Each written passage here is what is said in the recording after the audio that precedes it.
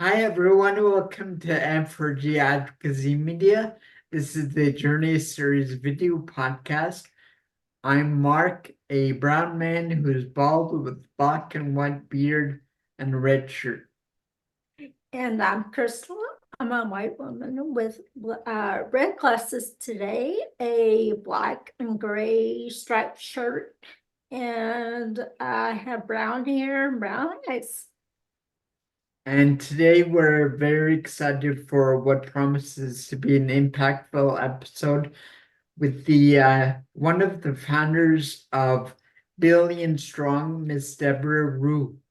Hi, Debra. Hi. Hello. Thank y'all so much for having me on your show, Crystal and Mark. I'll do a quick. Finally joining us. I'm excited. I'm excited about your voices. And I want to do a quick visual description, and then I also want to make a comment about visual descriptions. So quick visual description, I'm a white woman, and I'm an older, a mature woman. And so I have white and silver hair with some purple streaks through it.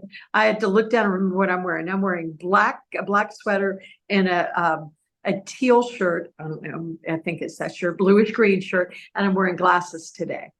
And I just want to say that I heard a gentleman the other day that was blind say, I hate when people do visual descriptions.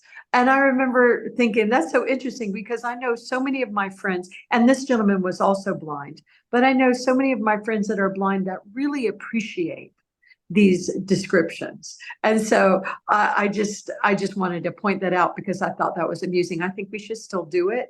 I also think it's interesting how people choose to describe themselves. So anyway, but thank you so much for having me on your program today. Thank you for joining. So did you want to jump right into, tell us a bit about your journey, what's led you up to life at this point? Well, as I said, I'm older, and so I have a quite long journey. But I would say I'm going to talk about the things that really impacted my journey. But once again, my name is Debra Ruh, and I'm the founder. I'm one of the founders of BillionStrong, billion-strong.org. I'm also the CEO and founder of Ruh Global Impact. And Ruh Global Impact is a for-profit think tank that works with global leaders all over the world on disability inclusion and accessibility, really digging into why are we failing so much on this? Because we're so failing on this. And so that is a for-profit consulting firm that I've had for years. And before that, I had a company called Tech Access. And what we focused on was website development, accessibility. And the majority of my team, 95% of my team identified as people with disabilities, as do my team now. I think it's closer to 98%. But I think there's one person on the team that doesn't identify. But so I also am very proud to be a person with disabilities. Now, I have to tell you, I have a disability. I was diagnosed in my mid-50s as a person that's neurodiverse, and I have ADHD. I was so surprised, and I started talking to my friends, and they're like, wow, how you didn't know? We don't know, Deborah, but I knew you were ADHD the second I met you. But you know, the good news about ADHD is it causes hyperfocus, so you can go out and build these global groups. But anyway, but I also am the mother of two amazing children. They're both adults, probably older than both both of you two. But my son, I'm really thrilled with, is now a special education teacher, and he also has been working with me in the business. In the field. And then I have a daughter whose birthday is Friday, and she'll be 37. And Wow. she was born with Down syndrome. Yeah. And, you know, it's funny. People talk about Down syndrome making everybody happy and they smile. Right. My daughter's a very complicated woman. She doesn't smile all the time. She's not here just for my amusement. She tells me often. She doesn't even like me saying she has Down syndrome. She identifies as DS. So, yeah. And then last, but certainly not least, my beautiful, beautiful husband of 39 years, he was hit by a car when he was a child, and he sustained a horrible traumatic brain injury. It actually killed him on the spot, but they revived him and he was in a coma, months of recovery. Grew up, got married, had 2 beautiful children. But unfortunately, dementia came early for him. And so he died a couple of years ago due to dementia, due to the traumatic brain injury. I didn't know when I married this beautiful man that he had a disability, and I would have married him anyway. I don't care. I didn't know I had a disability. So I just want to first let your audience know that I heavily identify as this community. I think I'm proud to have ADHD. I know it makes me different from a lot of people, but I actually am learning. I've really learned to appreciate the difference, the kookiness that I am, who I am. Yeah. But also as I was creating like this for-profit company, I didn't want it to be a nonprofit because I'm tired of everything being about charity with us. You got to fix I'm just tired of that. And so I thought, well, I'm not going to do it. I'm just going to do a for-profit company. And boy, it was very difficult. I had a really hard time funding it. I struggled. I inherited some money. I put every bit of that money into this work. I think more people that inherit money should actually give it back and help others. That's what I chose to do. That's what Crystal and Mark are choosing to do with the work they're doing. They're choosing to help. So, but one thing I found when I was really, I speak for the UN, I speak for large corporations, I'm blah, blah, this, I'm all that. What I started noticing is the community isn't really being included like we need them to be. Too many people are on the stage that look like me. I have to tell you I have a disability. There's not enough diversity in these conversations. There's not enough diversity in the intersectionality part of that word, women with disabilities, men that are not Caucasian, brown and black men, women that identify as part of the LGBTQIA community. But also culturally, we are not including culturally and disability. We don't include a diverse audience of people. Crystal, you probably would have a better chance because you're a white woman from the United States. I mean, it's really sort of, there's some elitism going in even in our community now.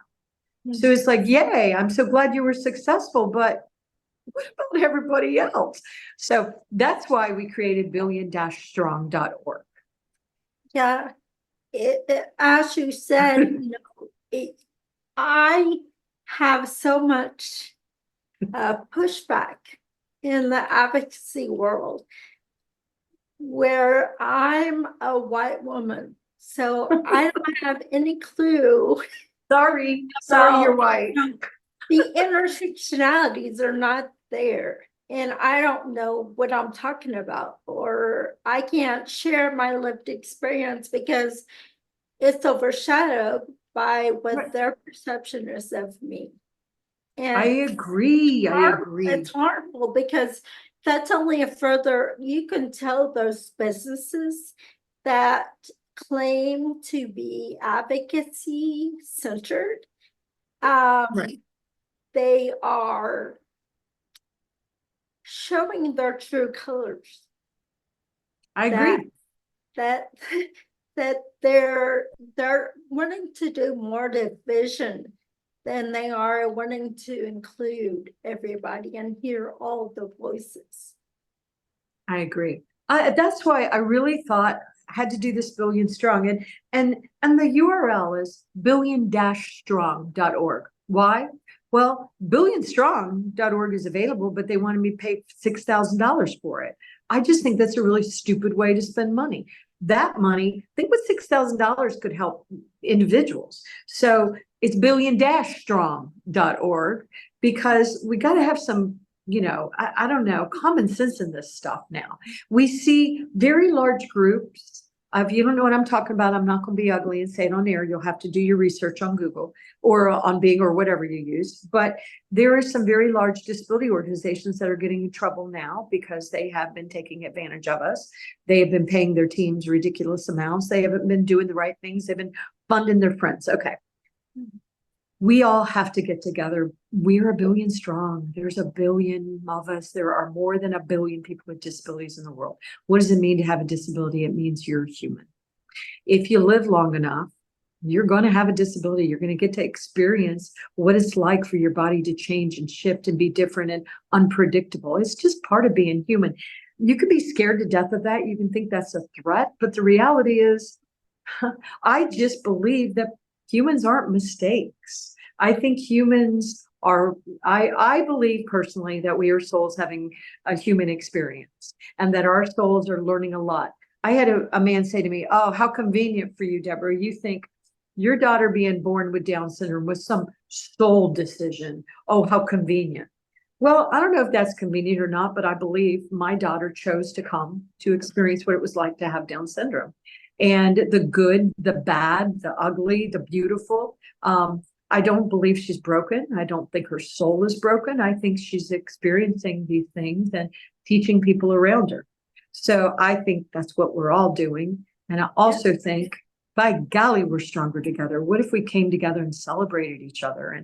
And as you two know, because we've talked about it, and you graciously agreed to be global advisors for BillionStrong. Thank you.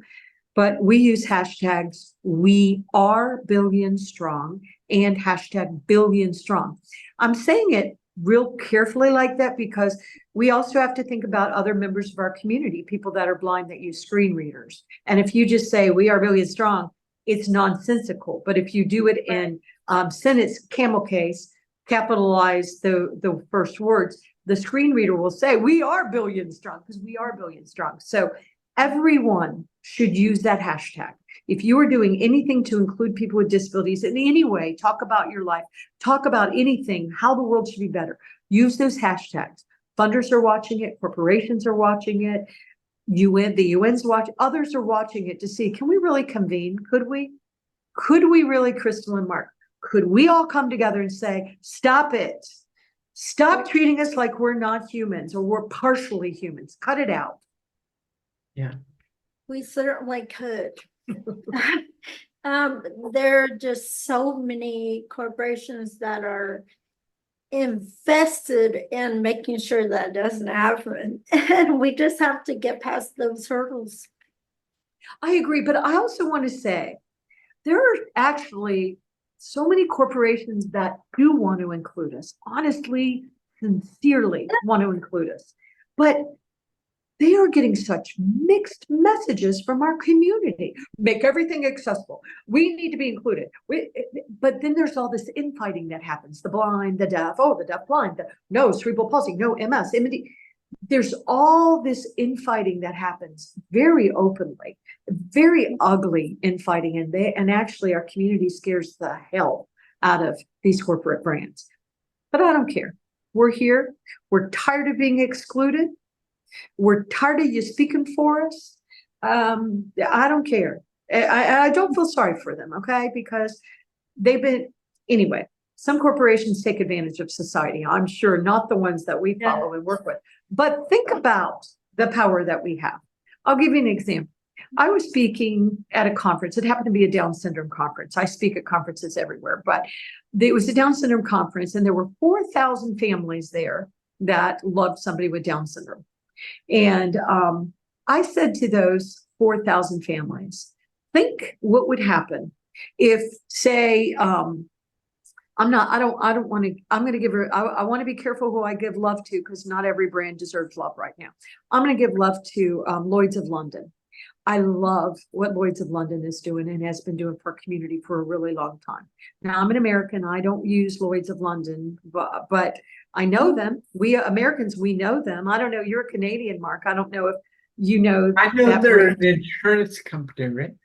Well, right. And I didn't know that. I had to learn that. They just sound, I don't know. I just love their name, Lloyd's of London. Sounds so sophisticated. But maybe, we glamorize royalty here in the US. But anyway, but they're really doing amazing, amazing work for a really long time.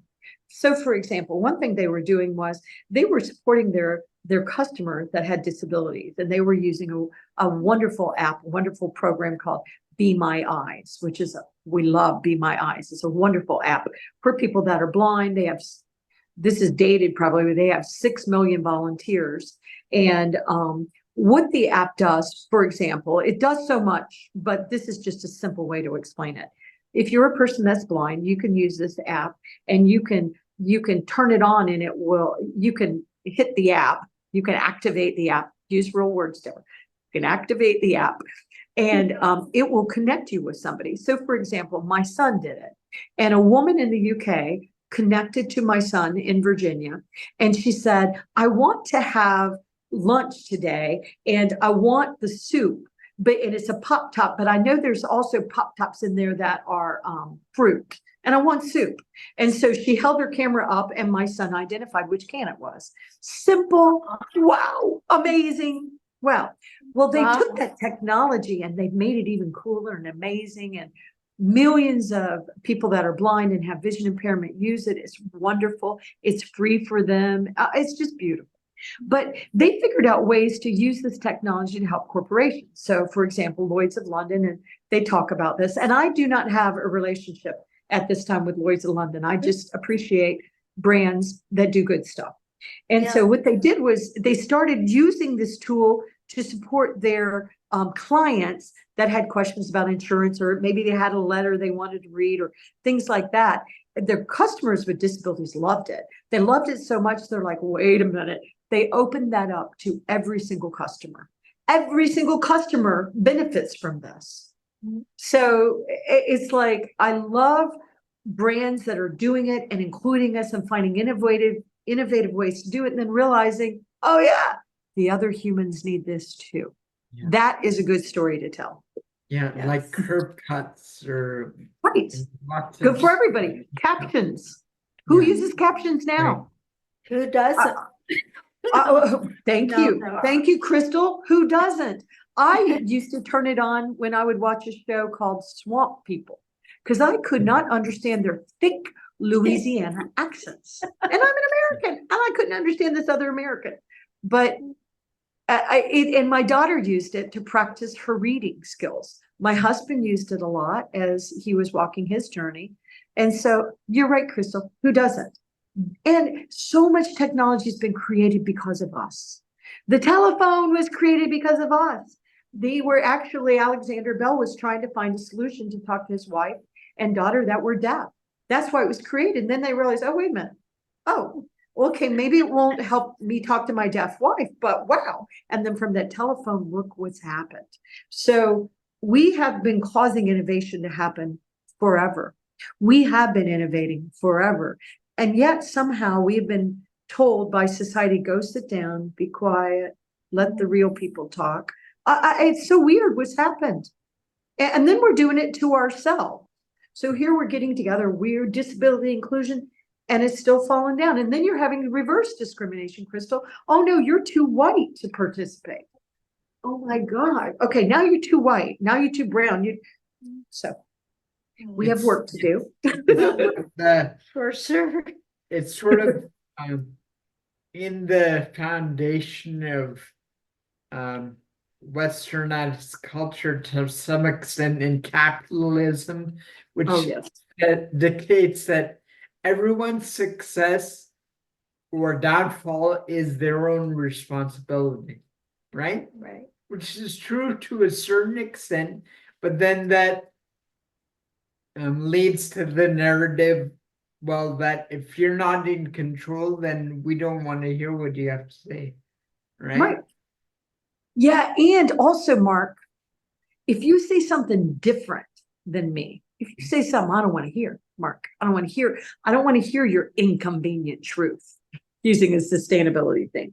It's like, I don't want to hear you say that, because I've been saying a lot. I think it's really important that the microphone be given to other voices, because I think it's great that I'm up there talking and I can add value, but the reality is we need to hear from more of the community than we're doing right now. And we really need to hear what your real lived experiences are, not what we're assuming your lived experiences are. We need to understand the obstacles, and we need to convene in ways that have never been done. We need to, I created a group with another, some other leaders. And we started with people that were blind. What we wanted to do is we wanted to bring together a group of leaders that were blind. And so I was sent names, and all of the names happened to be in the UK and the US. And they were all men, which is fine. And they were mainly white. And I said, okay, well, we got to have our girls in here. We got to have some diversity. And they're like, we know, Deborah, that's why we came to you. So I diversified it. I kept all of those amazing, brilliant men because they also belong to the conversation. We found other men, brown and black, in other communities. We found women. I put together 15 pretty incredible individuals with lived experiences, all different cultural differences, intersectionality and stuff. And now we want to really take on some of the biggest problems that we're seeing for people that are blind, working with the blind organizations. So we want to do that in all of the segments. We also want to create, right now I'm part of this consulting group that it can, they contact me and they say, oh, somebody wants to talk to somebody about disability inclusion or blah, blah, blah, blah. And I want to do that for us. I want to say, because I have corporate brands come to me all the time and they say, Deborah, we want to talk to somebody that has real lived experiences with cerebral palsy or MS or, lupus or autism or whatever, right? They want to be and that's fine. They don't know where to find the speakers. They don't really know where to find us. I mean, there's some of us that are very visible, but where are we? And so we need to be more visible and we need to be more discoverable so the corporations can hire us. They actually, honestly, really do want to hire people with disabilities. Most of these corporations are very sincere about this. They just have no idea how to do this when we won't identify. And by the way, we won't identify because you discriminate against us. Mm-hmm. Yes. Right now, I've mentioned before that I'm watching a lot of the DEI trainings that are available, and it is so sad. Yes, and discouraging. They're not explaining to companies to go. They're sending them in the wrong direction. I agree. They're investing Constantly. their money money and time Right. in the wrong places. I agree. And I've seen it so much and it's just really starting to freak me out, especially as I was walking that journey with my husband and my daughter, seeing my daughter get so vulnerable. And this is ridiculous. We are spending, and you know what I often say to individuals with disabilities that want to be speakers, and it's like, that's great.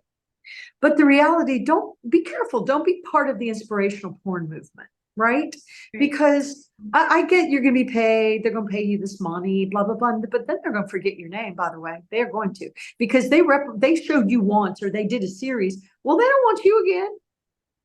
Be careful. It's a trap, people. It's a trap. You've got to help others. You've got to help yourself.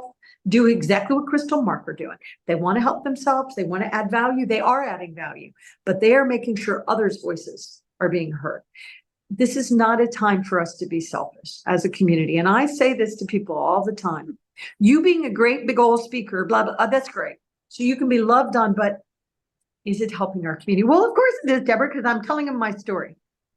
Okay, but is that story in any way able to translate to real change? Because I can tell, do you feel good about me getting up there and telling you all my supposed issues or whatever?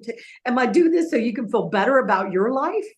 No. Oh my God, my life's good compared to Crystal's. No, I'm sorry, but a little bit of this is true though. We got to be more community focused and helping others like you two are doing, like I'm doing, like so many others. And the audiences, by the way, I think they can figure out the authenticness very quickly of our voices too. We show ourselves all the time. So there's a lot of work to do, but we actually have to be deliberate. And I remember, you'll appreciate this, Crystal. I remember one time I was on stage and I was saying, people like me need to give their microphones to people that don't have to tell you they have a disability and they can really talk about their lived experiences. And somebody that was older than me said, tell them to pull up another chair. Okay.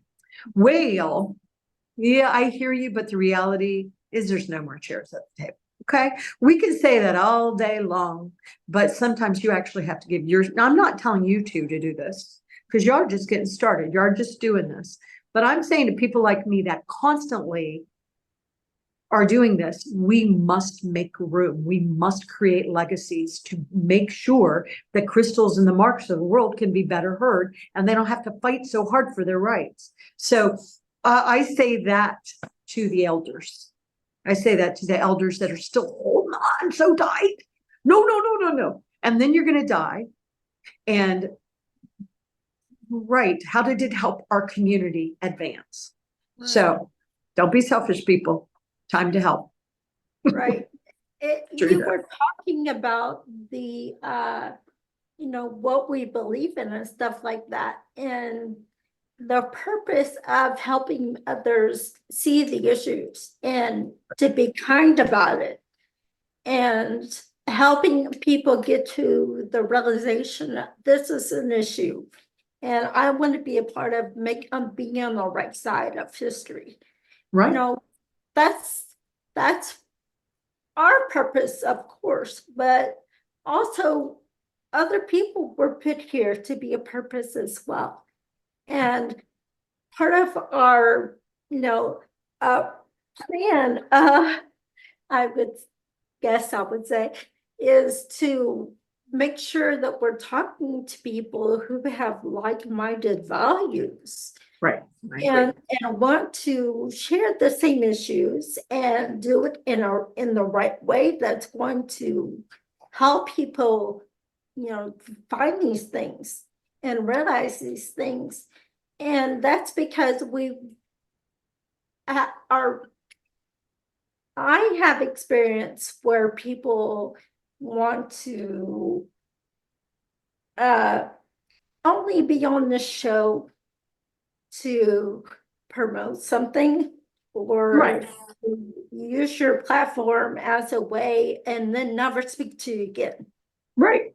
I got what I needed out of you. Thank you. Yeah. But what if we didn't act that way? What if we said, which is what we all did before we got on air? It's like, all right, tell me what you guys are doing. What are y'all trying to accomplish? How do I help you?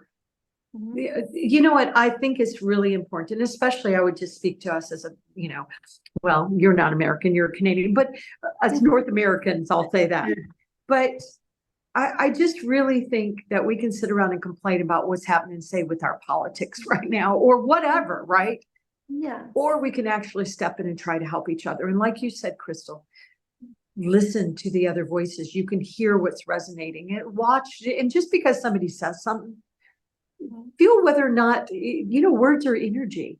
Feel whether or not that energy makes sense to you. And I want to say something else before I forget, even though you both have already said this, but one thing, whenever we were creating BillionStrong, billion-strong.org, as we were creating it, there were one thing that we realized that we had to do is, number one, we have two things we have to do, two little things. Number one, we need to convince society that people with disabilities are humans. And if you design so that all humans can use technology, buildings, if we just design everything accessible for all humans, no matter where a person is in their journey, they'll be able to use the technology. So that's just, and by the way, we all technically, it is known, we know how to do this as mankind, whether or not we have the will to do it. But the second thing, and this one's a tough one, the second one is convincing ourselves we deserve to be at the table. Because one thing that I find with our community is that we have very low self-esteem. A lot of us believe we're broken. A lot of us do not really believe that we belong at the table, even though we might say we do. A lot of us feel we're posers and that everybody else is smarter than us. Everybody else got the secret code and nobody gave it to us. And so I think a major problem that we have is that we don't believe that we deserve to be at the table. And that's a big one. And Crystal, I'm looking at your and Mark's face. I'd really be interested in what both of you think about that statement. Oh, wow. We talked about this a lot, actually. The generational traumas, but also how the leaders and from the top down have told people that disability, what they are and how to treat them and things like that, that that encompasses the way people treat us and Yeah. our own internal ableism, the the things that we are still trying to unlearn, and not just us, but the entire disability community. I know. The fact that you're saying the low self-esteem or the unsureness of how we're getting over along in the world, Right. things like that is something we've got to come together.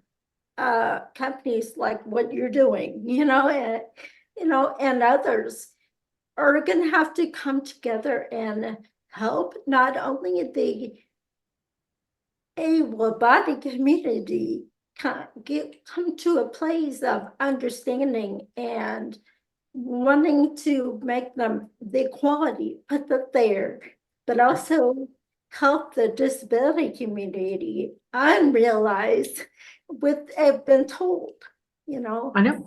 They bought into it. Mhm. Mark, what do you think? Yeah, what she said. But no, I agree. She said it well, though. She did say it well. So, yeah, and she's a lot farther on her journey because she's been walking this walk for a long time. I've Can you tell? yeah, I've just it reminds me of old John Lennon song or okay. maybe Beatles, I forget. I'm speaking about my own journey through discovering, like, owning my own disability and the power that I may have to accomplish certain things. There's an old song that says, everybody seems to think I'm lazy, but I don't mind. I think they're crazy, right? And so I'm only sleeping is the name of the song, right? Yes. So I'm just sort of waking up to what it means. I spent a long time, and I'm just realizing now that, there was a lot of masking going on, Yeah. and thanks to Crystal, I've realized that I don't need to do that, No. Right. Um, Yeah. Yeah, and it's a bit of a struggle, but it's amazing what you were sharing before about your daughter and how your belief that she's a soul having a human experience. I'm reading a book called The Psychology of Disability, right? Ooh. We've all been fed this narrative, and these narratives using words, obviously, which have worked their way into our belief systems about society and the world and ourselves. And it's all a very comparative thing, like I'm better than you because I don't have a disability, you do. Right. Therefore, you're unfortunate because you have a Right. disability. Yeah. And so then we hear that language and we take it and internalize it. Right. And right, it manifests as not believing in ourselves to do certain things in certain ways, and not believing the power we have to change the systems that oppress us, stuff like that. And when he was mentioning the masking, that's a whole nother hurdle that we. Oh gosh, there's so much. But I know. when you go back to the internalized ableism and the things that we feared not having an opportunity to have when we don't do that, because the other people are they seem like they're more qualified, and then we're going to miss out on those opportunities. And like, I, for instance, have a dog, right? But I was not given the same opportunities or paid the same and stuff like that. So I could not give her the same things that other people were able to do. Right. And so, that right there is an example of why people mask and why I know. they don't disclose their disability. Right. And maybe I they agree. do disclose some things about their disability, but I didn't just disclose everything about it before Thank you. that issue. And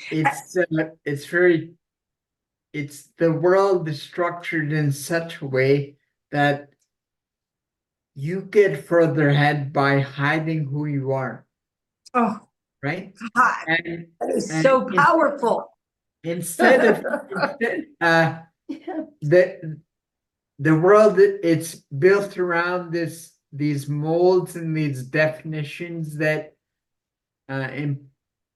make you oblige you to fit into that mold or that definition instead of the other way around. I agree. And I think that what we do, because it's funny, because sometimes you're in the mold and you don't even realize it. And I know that when, my husband died and I started dating, and I'm like, wow, do people date when you're old? Anyway, and and he is teaching me sometimes things happen and I realize I'm in my own box and I'm thinking, wow, when did I get in there? Because I usually don't do it, but I realize I'm in quite a few boxes that I'm getting beaten my way out of lately. But first of all, I want to say this, Mark. You had mentioned that Crystal has more experience than you, and Crystal's a wonderful speaker and everything. But I want to tell you that you might be quieter than Crystal, but when you speak, you are just amazing. Yeah, what you say. So you're one of my husband was like that. He's quiet, couldn't get in word in edgewise with me sometimes, but when he would speak, you're like, whoa.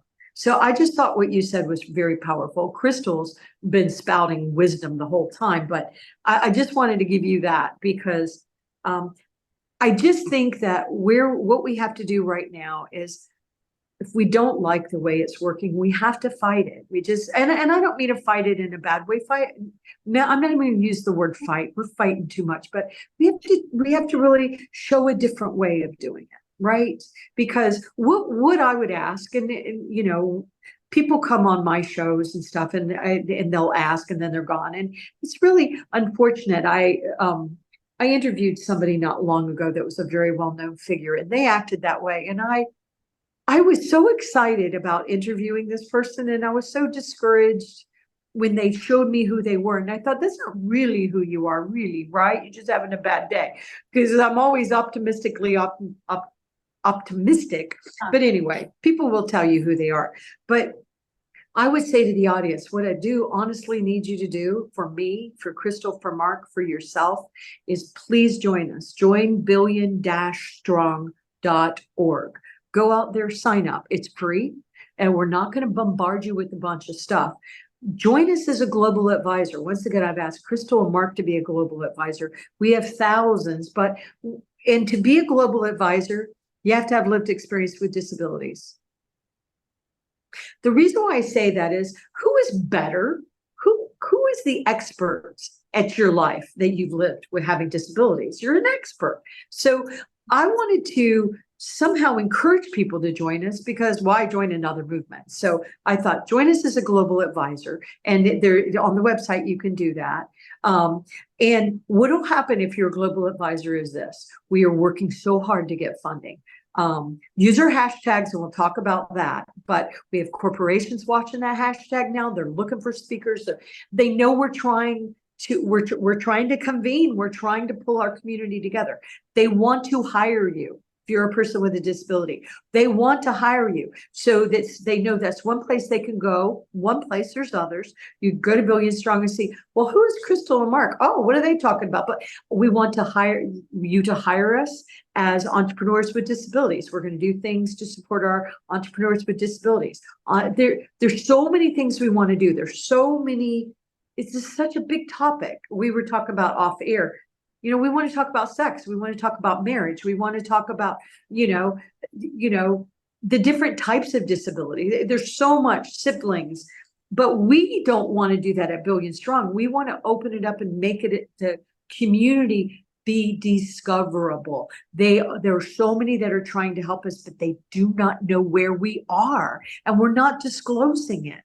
So they don't know where to hire us. They don't even know how to help us because we won't admit who we are, especially here in the United States. But even if you're in a country that will tell you that you have a disability, a percentage of disability, even those countries, people don't want to disclose because it's seen as a bad thing. So what if we just flipped that on its head and said, okay, no, I'm going to disclose. I'm very proud to be a mother of a daughter with disabilities, to have been married to a beautiful man with disabilities, to be a person with disabilities myself.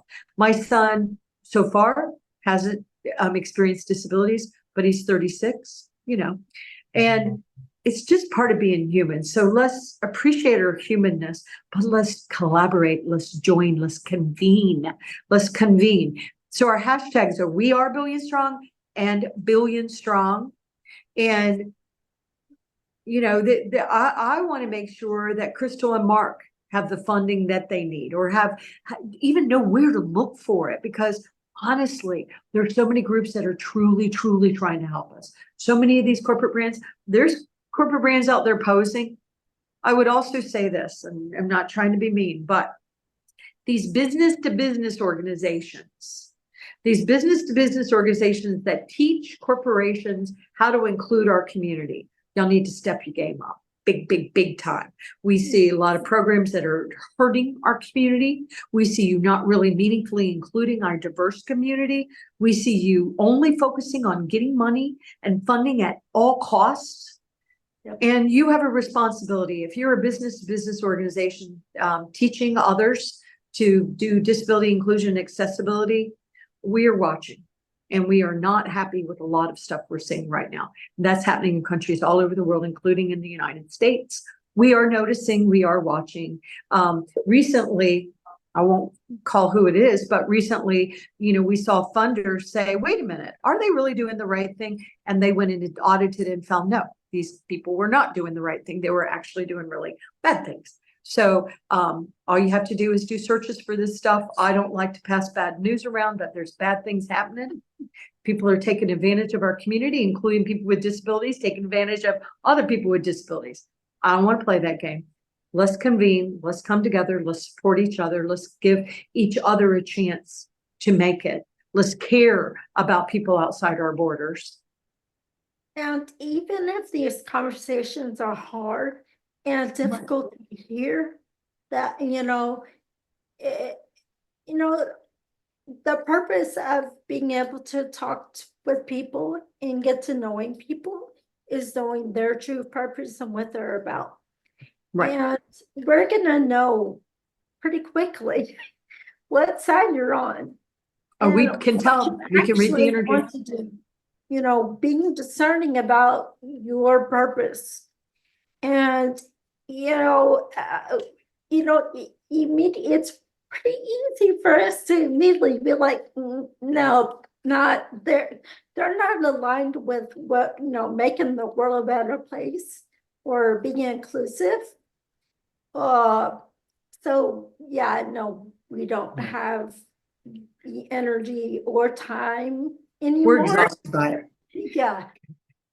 Debra, is there anything else you'd like to promote or let people know how to contact you or what you've got going on? Well, yes, and also thank you so much again for having me on the program. I really appreciate it. I appreciate your voices and what you are trying to do.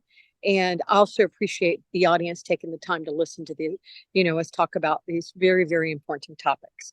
But I would say I would just like to repeat again that how the audience can really help, our movement is by joining us, because there's so much that we all need to do to change the world. There's so much that we need to do to make sure that the world just is not working, for so many people. And so I think what we do is we come together and we support each other. So one way that you can definitely support, what we're trying to do is by joining our free movement. So go to www.billion-strong.org and join us. And please consider joining us maybe as global advisors like Crystal and Mark are doing. Once again, what does that mean?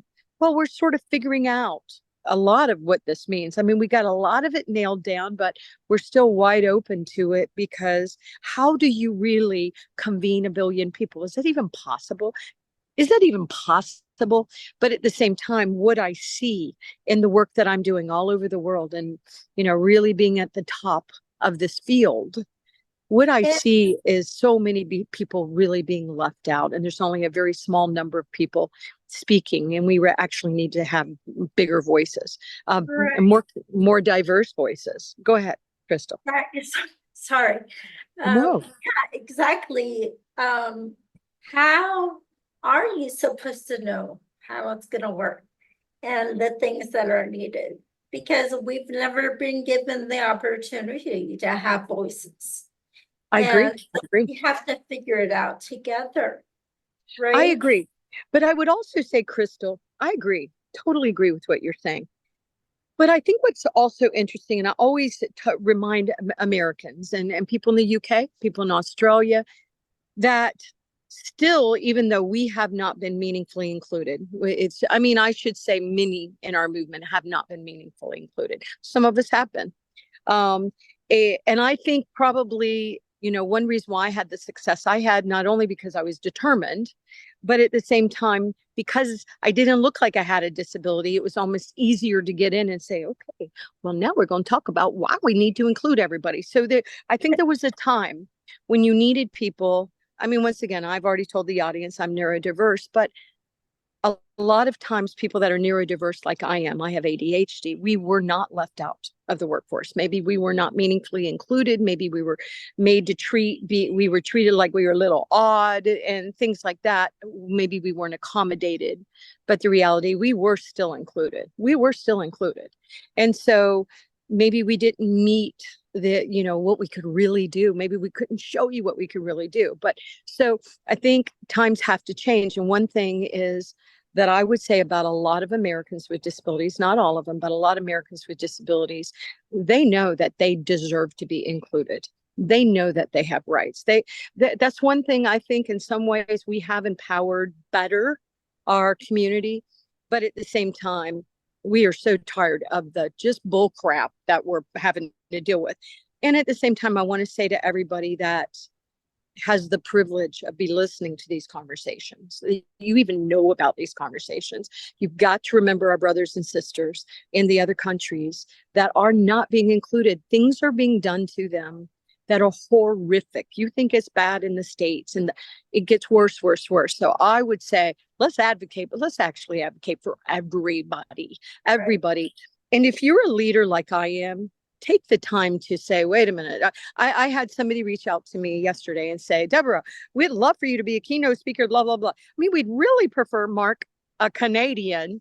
I said, well, then why don't we get you a Canadian? Because there are leaders with disabilities talking about these topics in very empowering ways, some with big brands, some with NGOs. But if you really want a Canadian, let's get you a Canadian. And so only because, once again, I'll take them all. I'll just take everything that's given to me. Or I can say, wait a minute, am I the right voice? And sometimes I am. Am I the right voice? Or is Mark a better voice for a situation like that? Mark, who has a lived experience with disabilities, is proud of his life, also proud to be Canadian, And so I would speak to leaders. Come on, let's also think about these things. Sometimes we have to give our seat up. We have to give the microphone up. We have to build legacies. And so I think right now that so much of my generation is really a lot of them are adding value, but I feel them not wanting to let go And I get that. I don't want to get to the point where nobody thinks I add any value, but I just think right now people have to be more conscious about everything we're doing. And so that's why, once again, I ask, please join our Billion-Strong movement. Use our hashtag WeAreBillonStrong and BillionStrong, because I mean, this is the only way forward. Crystal, you said it yesterday. I mean, when we started the interview, the only way forward is together. It's the only way forward. It's the only way forward. We've got to collaborate. We've got to adapt. We've got to include. Right. And it's so obvious, the people we talk to that, want to push the issues aside and turn their cheek, or that make excuses of why it isn't happening or why they don't want to be involved and things like that. It's like, okay, I have these people over here that are supportive and are listening and are joining me in this. So, Well said, Crystal. we've all just got to stick together and move forward with who we have with us. Right. And also, I said this yesterday, I'm going to say it again. Let's try not to be selfish. Once again, I'll be selfish. I'm only going to think, okay, what do I need? What does Debra Ruh need? Well, I want to be blah, blah, blah. I think it's just important in time to not be selfish. I think we've got to be very generous. And if you have that, I'll give you a silly example, but an example that at the time really freaked me out. There was on Twitter, X, whatever, there was hashtag was trending, and it was white privilege. I thought, oh, don't you dare try to go in there. I said, no, I'm going in. I'm going to go into that topic. And there was really stupid comments being made, oh, I use my white privilege to get out of parking ticket, blah, blah, blah. Just really stupid stuff were being said. And I said, I use my white privilege and my privilege of being born in the United States, because it is a privilege. I use everything that I've been given to make sure that I'm giving back, but also holding the door open. I've got that door propped open so everybody else can come in that might not have that specific privilege. I think of myself as privileged. Is interesting. I grew up my grandfather was an orphan. I could tell you all these sad stories, but the reality is we still all do have privilege if we're even listening to this show. You have the privilege of having something that allows you to listen to it, whereas our peers with severe disabilities, they don't have the internet, they don't have a phone, they don't have the same things that we have. That's why we must help them move forward. And it's important to have that mindset, that intuition, that you just know that's your purpose. And it's holding the door open for not only disability community, but all minorities. Agree. All the intersections. So important. And there's so many people that are, they're set on holding those things down. Yes, and I know. Like as I said before, we've got to band together and help equality. I agree. And we've got to have these conversations, and we have to support the creators like Crystal and Mark that are having these conversations. They're not getting paid to do this, so we need to support them. We need to take their programs. We need to share them with others. We need to use the hashtags. We need to recommend them as speakers. So there's so much that we each can do. There's so much, and I do it all the time. I will, if somebody in the community asks me to be on a show, I will always do it. I have asked a lot to be on shows like this, and I don't always say yes, but I will always say yes if it's community. And also if people are doing the right thing, obviously. But I don't want to be necessarily dealing with these big, gigantic corporations and stuff that are not really including us, and they just want to have a conversation with me so that it looks like they are. Yeah, no, thank you. No, thank you. But I think we all have to be really careful to be supporting each other. And I see a lot of our disability community as a lot of people are starting to come out and go, wait a minute, I do have the right to be here. Sometimes sort of moving into just, okay, let me take care of myself. And once I'm where I need to be, I'll come and help the rest of you. You'll never get there You'll never get there. Start out right away, being gracious, talking about other people's work, using other people's work. One thing that we've been doing a lot lately is on my social media channels, and I'm blessed with large audiences, is I'm doing quotes from other individuals with disabilities, that what they're saying, and drawing attention to them.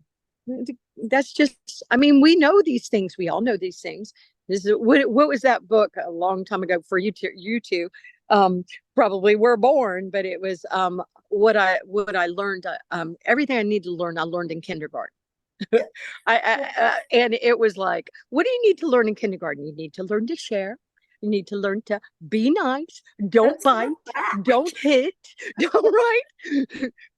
There's things that you learn when you're in kindergarten that we need to remember the rest of our lives. So I always thought that was cute because it all applies. We might actually not bite each other, but I'll bite you and I'm going to be really mean on a post to you. No, let's not do that. Let's not do that. Just this morning, I was listening to Unlearning Ableism with Jamie Shields. I love Jamie Shields. He had Carla, I forget her last name. I just drew a blank. But anyway, they were talking about what you had just said about before about white privilege, right? Yeah. And the fact that a lot of people, even in the disability community, especially, are talking about that, I don't like this phrase, I don't like this word, I don't like this. But that's a privilege. Yes, it is. That's your first world problem right there, is how we're talking to each other and what we're calling each other. Let's talk about being kind to each other, respecting what we grew up learning. I had to talk, and what those terms were that were learned. Let's of course later on that can be a discussion, sure. Yeah. Let's learn how to be kind first and accepting and have equality before we, sorry, go ahead. But you're so right, Crystal. You're so right. Go ahead, Mark. That's strange how we learn those principles when we're young, and then we gradually learn this sort of scarcity mindset and become where there's only so much money to go around, and there's only so much love to go around, and there's only so much X, Y, and Z, and then everyone's fighting for themselves because they're all scared. Yeah. Right. And then we all lose because that's not the way that we move things forward. It's not. It's just not the way we do it. So I think we have to really remind each other to be nice, because I just want to give you an example, because I love that point you were making, Crystal, about the identity conversation, because so often we want to get this right in the US, and I love our country for that. And I know that there are people that are self-appointed. I'm gonna go out there and say, no, you should not have said disabled people. You should have said whatever it is, people first language, the medical model, the social model, the identity model. But I'm going to give you an example that a lot of Americans don't like, and a lot of people in the UK don't like. They don't like the term, and I'm going to assume you two don't like this either. And I don't particularly like it myself, but it's called people of determination.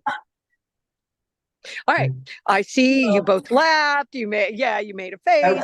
We talked to a guy from South Africa who first told us about this. And then later on, we're like, wait a minute. It's from the UAE. It's from the United Arab Emirates, which is a country in the Middle East. It's actually, there's 7 countries that are part of the UAE, but that term works in Arabic. It does. It doesn't translate as terror. I mean, it translates into English. People of determination is like, okay, really? But in Arabic, it really works. And the people that had disabilities in that country were the ones that decided on that name. Right. And so one thing that I think we need to be sensitive of is that other cultures and other languages can use terminologies that we Americans don't like. And that was also the part of the conversation that David was having is about origins and the cultures. It works in different ways, and it's almost just respectful for people to be saying that is not what we use. Right. Because in their harmful, language, but they is it picked it. harmful for them? It's Right. it's like taking things out of context under the Right. they grow in. Like if I were to take a pinch of oregano and put it in your cornflakes, you probably wouldn't like it very much. Good analogy. Wow. I love that, Mark. Right. And I want to tell you, I want to admit, I've told some other people on LinkedIn, but one of my team members lives in Syria, and he actually has a visa now to the UAE as well. And he's Middle Eastern. He speaks and reads Arabic fluently, but he's this amazing, talented man. He's written like 13 books about including people with disabilities in the Middle East, and he's given them all away for free. He's just this amazing soul. And he wrote, he writes our newsletter, and he writes the newsletter, and he'll even write the section where I introduce the newsletter, even though he's writing it. And he wrote a terminology that works in Arabic, but does not work in English. And I didn't notice it because I'm running around and everything. And when I noticed it, I'm going to tell y'all the term, but when I noticed it because I got a comment from one of my followers that I love, Catherine Powers. And she's like, come on, Deborah, really? Question mark, question mark, question mark. And I saw, actually, embarrassingly, I saw her comment before I actually had read the newsletter. Not that I'm behind or anything, but wow. Anyway. So what he had said was he was talking about people with autism, and he'd called them the autistics. Okay. I would never, ever call people the autistics. I just wouldn't do it. But it works in Arabic. And so my first thought when she said that was I was like, oh my God, oh my God. And so the first thing I wanted to do was go in and change it to how I would say it. And then I thought, all right, I think instead this is a learning opportunity for everyone here, including you, Deborah. And so we started, a conversation about it. And people are real touchy about it. But once again, are we doing the right thing as Americans or as people, as primary English speakers, to say, you're not allowed to use that? And once again, should they be, I just feel like if we really want to come together, we have to honor each other to have these conversations in a way that we can talk about them. We can say, well, God, how would y'all suggest we do it so it works for them as well? But it can't just be people from the US and the UK deciding what works for everybody else, like it's always been, for a long time. Instead, we really do have to honor their cultures. But it's an interesting one, right? Especially because I'm taking on this ridiculous thing of thinking I can pull us all together. But it's worth it. And if these conversations are going to be had, it should be had by us. Our community should be deciding this stuff, but not just from the Western look. It's actually got to include the rest of the world too. So, but I appreciate what you're doing. And I thank you. But I do want to say, though, that this is not us saying that, it's not okay to do that. It's not okay to make mistakes. Like, have the conversation, say how you feel, but then, like Deborah was saying, talk about it, openly, and admit that you were wrong about it, and listen to the other person's side before responding, obviously, but and that will help you formulate a new opinion or a new idea about how you feel about it. I think that part's important also. I agree. While we're talking about education and, to at a certain level, formal education can be stifling. I mean, you get locked into thinking a certain way and maybe conforming. Building prejudices. Yeah. Building. I agree. It's sometimes it feels like it's more programming. Yeah. It's like, wait a minute, what are you I don't programming wanna me? be- I don't want to be associated with that. Right. Conformity anymore, you know? No, I agree. The times have really have changed, and this is our time. It really is. But we have to do it better than others have. We have to include more. We have to work together. We have to collaborate, and we can't step all over each other, which we have been doing. We've been Right. horrible about it, and we Okay. actually need to stop doing that. Right. Yeah. It's okay to respect that time in your life that you gained all that knowledge and stuff. But I mean, it hasn't been working for Yeah. people, and people Right. become too egotistical about it and throwing people with lived experiences under the bus. So, to me, it's more important to do the helping other people than it is trying to be too egotistical. So, I think it needs, like with everything, a balance is needed. Right. Education is great, and from my own experience, I learned way more after I left school than I ever did at school. Right? I know. But it So true. requires a balance. I mean, that's still valuable knowledge, but Bruce Lee explains it in the context of martial arts as it's knowledge versus knowing, and it's much better to be knowing than to have knowledge, because knowledge is finite. It comes to an end. Knowing is something continual. Right. I agree. And we'll be rethinking society's rethinking everything, including education, and what it means to be. Yeah. My daughter, sadly, her education, it pretty much was babysitting. And I kept saying, but wait a minute. I mean, she is smart. She can learn, but there was a lot, it was, she got an underwhelming education here in the United States, in Virginia.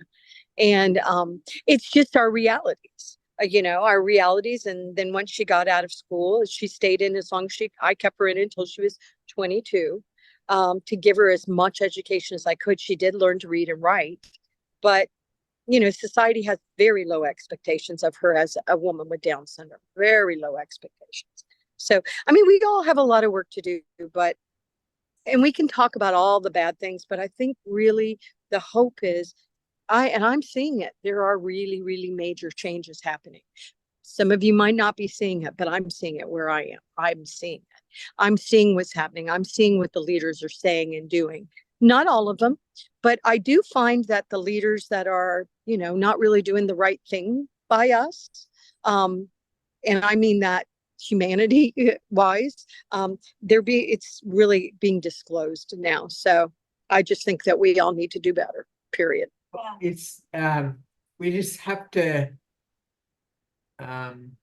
trust in the evolutionary process somewhat. Dinosaurs that didn't get with the program went extinct.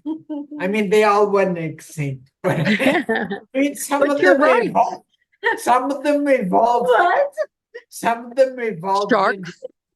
Some of them Roaches. evolved into crocodiles and cows, and then Right. humans eventually, right? I was like, do you know something I don't know? Yeah. So, again, thank you so much for being on this. It's been a really impactful conversation, and I can't wait for more conversations to I agree. come up. I agree. Thank y'all so much. I really appreciate your time and your audience's time. And we got this. We got it. We got it. Please join billion-strong.org, and please use our hashtag on everything. We are Billion Strong. Even if you don't want to be part of Billion Strong, you can use our hashtags, and funders and corporations looking for speakers. There's a lot of people watching the hashtags now. So please use them. They are 100% for our community. Okay. Yeah, thank you, Deborah. Thanks. Thank you, guys. Great job. Bye. Thanks. Bye-bye.